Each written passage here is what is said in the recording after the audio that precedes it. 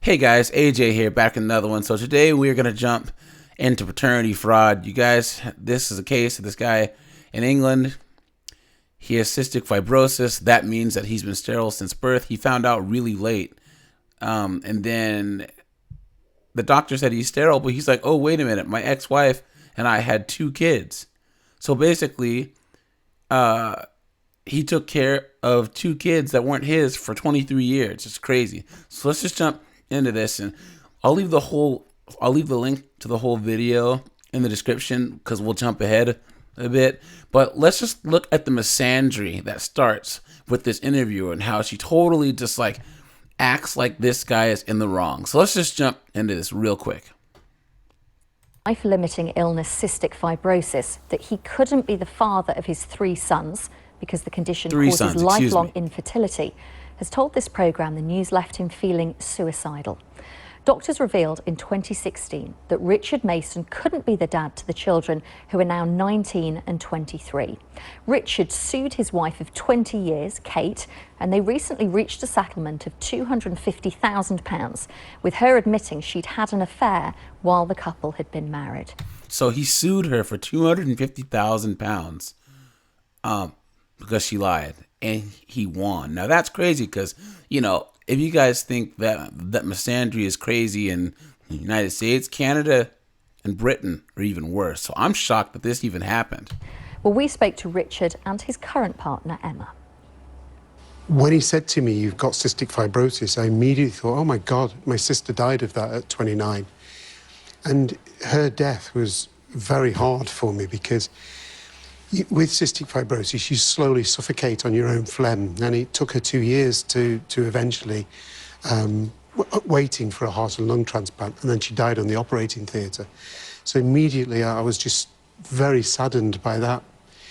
But then when the discussion then turned to fertility, and he said, look, yourself and Emma, you know, you're going to have difficulty having children because you are, as a man with cystic fibrosis, infertile. It was suddenly like being hit by a sledgehammer. I just went, oh my God.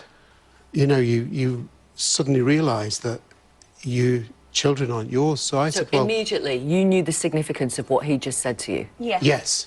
Both of you? There were medical experts in the room, and, you know, it's impossible without IVF for a man with cystic fibrosis. So you've been lied to all those years. To have a baby. So then I said, well, you must have the diagnosis wrong because I've already got 3 boys. But I sort of was like clutching at straws there.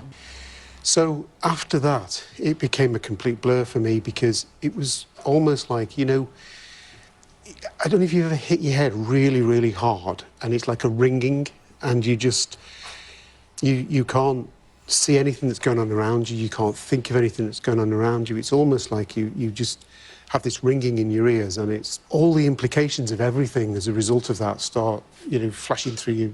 And this is after 23 years too, guys. Your mind. Like, what kind of questions are you then immediately asking yourself? He just wanted to go straight to phone Kate, his ex-wife, say, Kate, spare me the dignity, just tell me the truth. Was there anyone else? When I'd managed to compose myself, it was about an hour later, I sent her a text and I said, look, this text has been in the press, but it was actually... Wait for it, guys. Here it comes. ...repeated verbatim from what I sent to her, and it's still on my phone now. I said to her, look, I've just been diagnosed with cystic fibrosis. I'm not expecting you to be sympathetic about that, because she's a very hard person.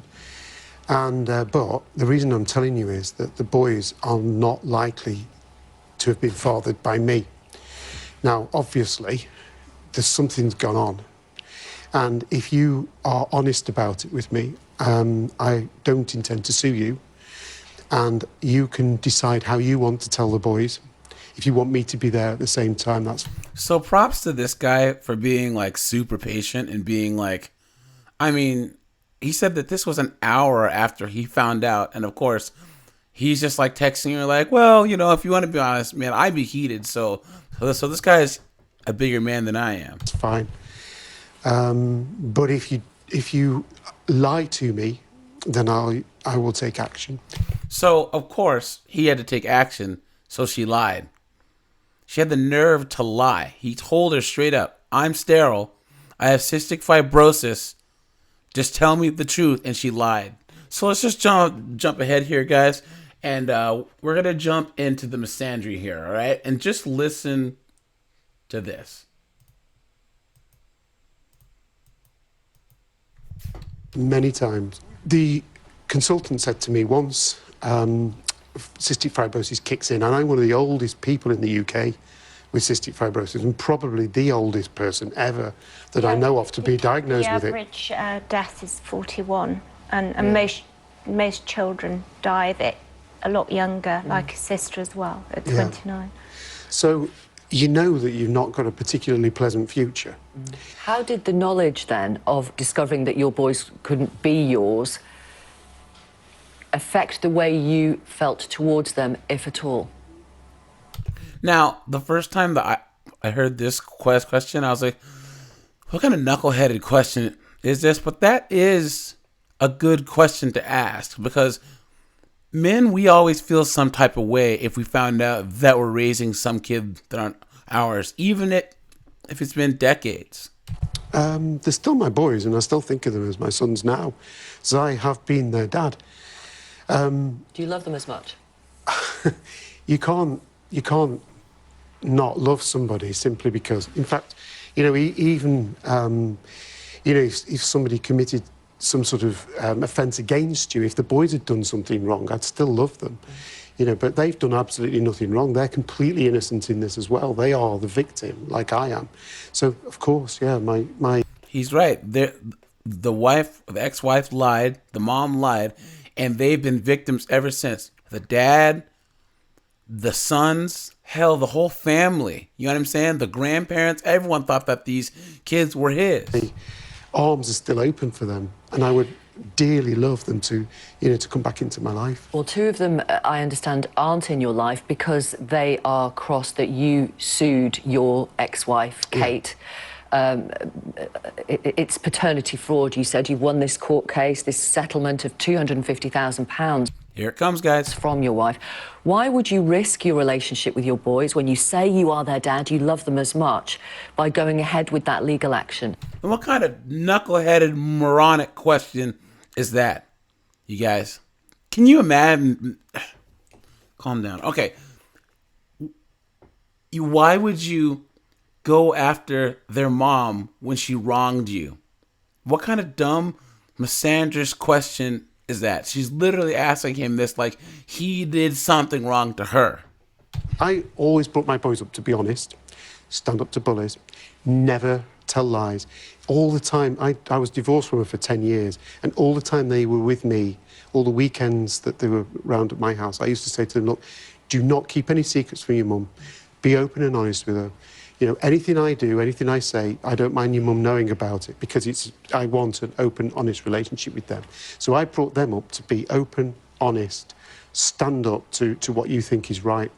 Somebody committed a 21-year fraud against... Facts, absolute facts. He was defrauded for 20-something odd years.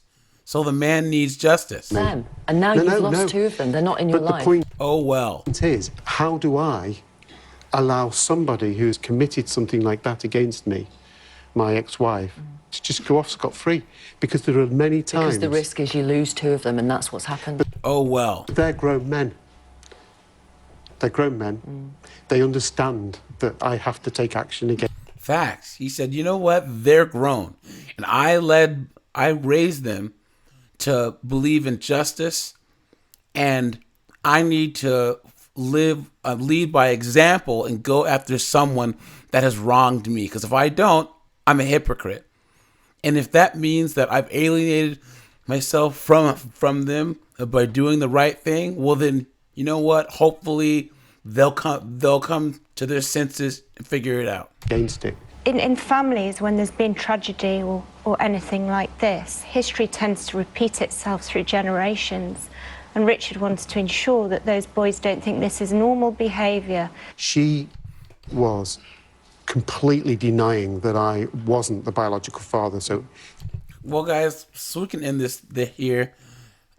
I'll drop the link in the description. You guys, what would you do if this was you? And what do you think of this interviewer's approach at the end here, where she was like, do you think that it's worth going after this woman who tricked you for 23 years, even if your sons are actually took her side? What would you have said, and what would you have done in this situation? All right, you guys, this is AJ. You guys are the best. Like, subscribe, stay safe, and I'm out of here.